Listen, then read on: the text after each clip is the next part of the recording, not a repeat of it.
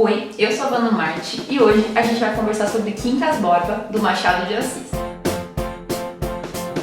Bom, nós temos aqui no canal uma playlist com os livros que vão cair lá na FUVEST, e o livro que a gente vai conversar hoje é um livro pedido pela FUVEST desse ano, é o Quincas Borba, do Machado de Assis. Esse livro ele faz parte da fase realista do Machado, na sua fase mais badalada, mais famosa, que todo mundo gosta. E esse livro ele foi publicado em 1892, alguns anos depois do Memórias Póstumas de Brás Cubas. O Memórias Póstumas de Brás Cubas já tem vídeo aqui no canal, é um vídeo bem antigo, que se você quiser ir lá e dar uma olhada como é que era a Vanusa do passado, clica aqui. Então, esse livro, ele é muito importante a gente lembrar que o Quincas Borba veio depois do Memórias Póstumas. E por quê? Porque o Quincas Borba, um dos personagens desse livro que a gente vai falar agora, ele participa lá do Memórias Póstumas de Brás Cubas, ele faz uma participação especial.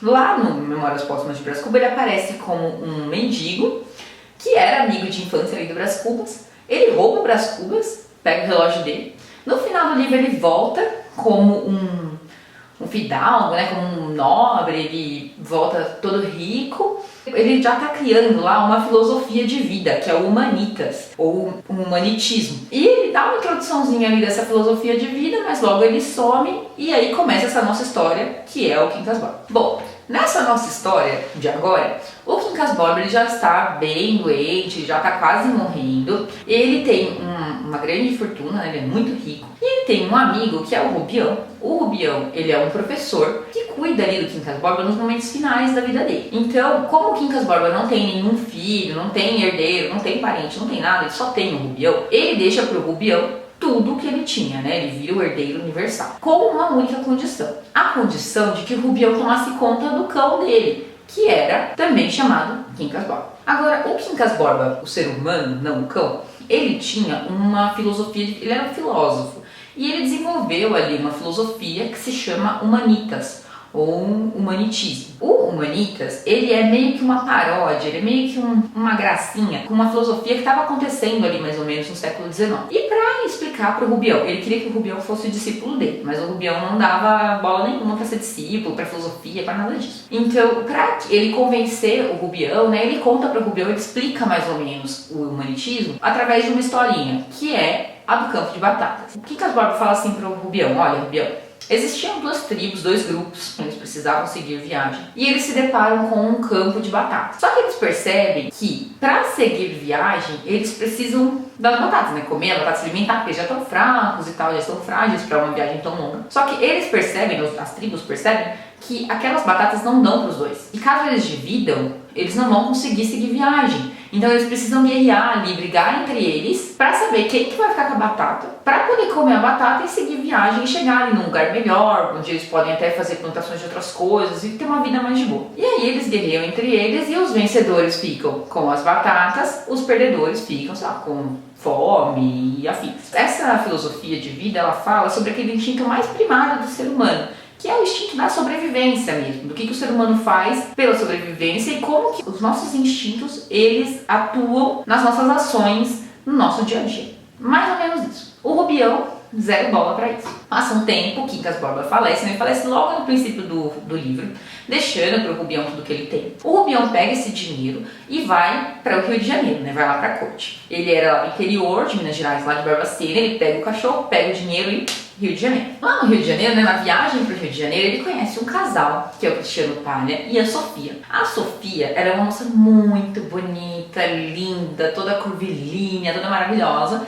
E a Sofia sabe que ela é tudo isso. Ela é muito ciente do efeito que ela tem nas pessoas, de como ela chega nos bares, todo mundo fica olhando pra ela, e ela faz chacota disso com o marido, fica lá, fulano, ficou babando em mim, hahaha. E o marido também dá corda pra ela, e eles são um casal bem que se merece. O Rubião, quando ele conhece a Sofia, ele fica encantado por ela, ele se apaixona por ela. E, de forma muito estranha, ele fica muito amigo do marido da Sofia. E o marido da Sofia e a Sofia, eles são enfiados nas dívidas, só que eles têm aquele estilo de vida de corte, né, aquelas pessoas chiquérrimas que vão a bailes, não sei o quê. E aí eles percebem percebem ali no Rubião um trouxa pra ficar surrupiando o dinheiro do coitado do homem. Então eles abrem uma sociedade com o Rubião. E aí eles vão pegando o dinheiro do Rubião pra bancar ali o estilo de vida deles. Esse livro, ele tem um monte de personagem, tem a sobrinha da Sofia, tem o Major não sei o que, tem a filha do Major, tem um monte de personagem. E todos os personagens, eles ficam ali em volta do Rubião. Mas nenhum deles é amigo de verdade do Rubião. O Rubião, ele é uma pessoa muito simples, muito humilde, veio lá da roça. E ele não tem essa malícia de como que funciona a vida ali na corte, de como que funciona... ele tá inserido agora numa camada da sociedade muito alta, assim, de gente muito rica, de gente muito boêmia,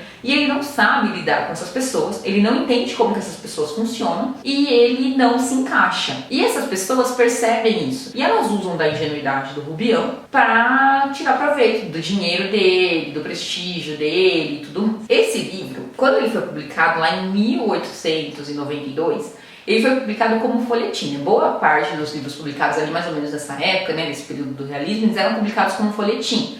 Então toda semana no jornal saía um capítulo, né, e você tinha que ir acompanhando os jornais para você saber o que aconteceu na história. Justamente por isso, né, esse livro, ele é muito arrastado. A edição que eu li, eu não tenho ela aqui em mãos porque eu li no meu Kindle, a edição que eu li, que eu vou deixar aqui pra vocês, ela tem umas 200 e poucas páginas. Esse livro, ele é muito arrastado. Você percebe, lendo o livro, você percebe que ele podia acabar ali na página 100. Só que, como ele era folhetim, tinha que lançar toda semana, tinha que vender jornal, ele foi arrastado, ele foi esmiuçado, assim. Principalmente essas histórias dos personagens secundários, que elas são bem bobinhas e elas não tinham necessidade nenhuma de existir. Mas elas funcionam como um retrato ali da época, né? Então existem essas histórias dos personagens secundários e essas digressões do autor para que a gente entenda mais ou menos como é que funcionava ali o Rio de Janeiro, a corte ali no século XIX.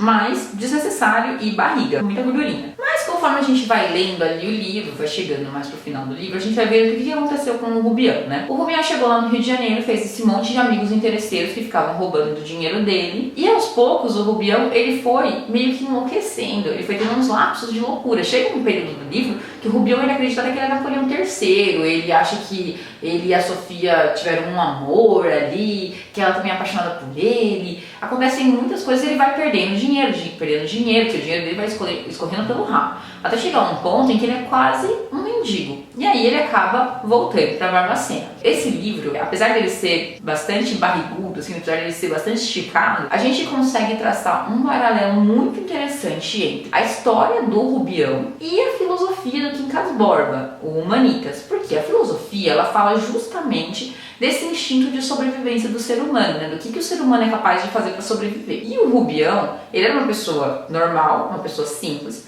que foi inserida ali num meio o qual ele não estava acostumado, com pessoas que ele não estava acostumado, com pessoas que pensavam e agiam de maneira muito diferente do que ele estava acostumado lá no interior de Barbacena. E ele não teve esse instinto que, por exemplo, a gente consegue ver nos personagens da Sofia e do Palha, porque a Sofia e o Palha têm muitas dificuldades financeiras e eles precisam do Rubião como sócio. Quando a Sofia, né, ela comenta com o marido, esse cara tá dando em cima de mim, ele gosta de mim, ao invés de cortar, o que o Palha faz? Ele fala assim, bom, você vai precisar ficar alimentando isso, porque a gente precisa do dinheiro dele. Então, esse é um tipo de malícia e de maldade que a gente vê nessas pessoas que vivem de aparência, que a gente não viu no Rubião. O Rubião, ele não chegou a ter as batatas. Quando o Quincas Borba conta pra gente aquela história das tribos que lutaram pelas batatas, ele fala a frase assim, ao vencedor, as batatas. Essa frase, ela vem diversas vezes aqui no livro pra gente. O Rubião, ele não chegou a ter essas batatas. Nem quando ele recebeu a herança, que ele achou que ele estava sendo vitorioso porque ele pegou lá o dinheiro e tudo mais e foi pro Rio de Janeiro viver na corte, ele não estava com as batatas, porque ele estava indo para um lugar completamente inóspito para ele, um lugar que não o receberia de braços abertos, com pessoas que não eram sinceras com ele. O Humanitas, ele fala dessa urgência que o ser humano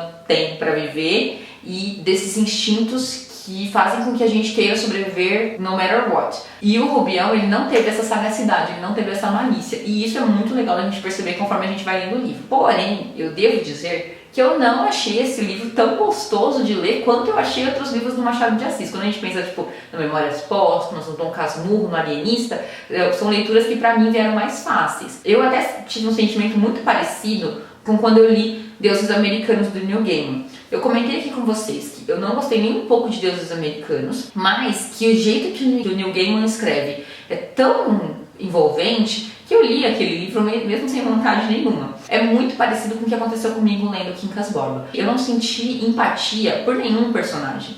Eu não me importava com nenhum personagem. Rubião ficou doido, os palha lá estavam falindo, a filha do major não casava, eu não tava nem aí. Porém, o jeito que o livro foi escrito, ele foi tão bem escrito que eu continuei lendo mesmo sem ter nenhum interesse por nenhum daqueles personagens, os personagens todos que caíssem no buraco, que eu não tava nem aí. Mas, mesmo assim, esse livro é muito interessante de ler por esse paralelo que eu identifiquei na minha leitura, que pode não ter nada a ver com o que o Machado de Assis quis dizer e pode também não ter nada a ver com o que você sentiu lendo o livro, né? Cada um tira as suas próprias decisões. Então, é isso, eu espero que vocês tenham gostado dessa resenha.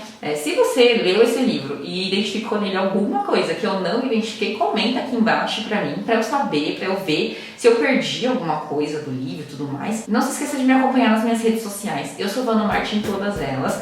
Tem sempre comentários sobre os livros que eu leio no meu Scooby, então eu faço sempre histórico de leitura, faço sempre comentários por lá, posto os vídeos por lá. Então me acompanha no meu Scooby também, eu deixo o link aqui embaixo. Não deixa de se inscrever no canal, quem tá inscrito sabe sempre primeiro o que acontece por aqui, tem vídeo mais ou menos toda semana. Um beijo e tchau!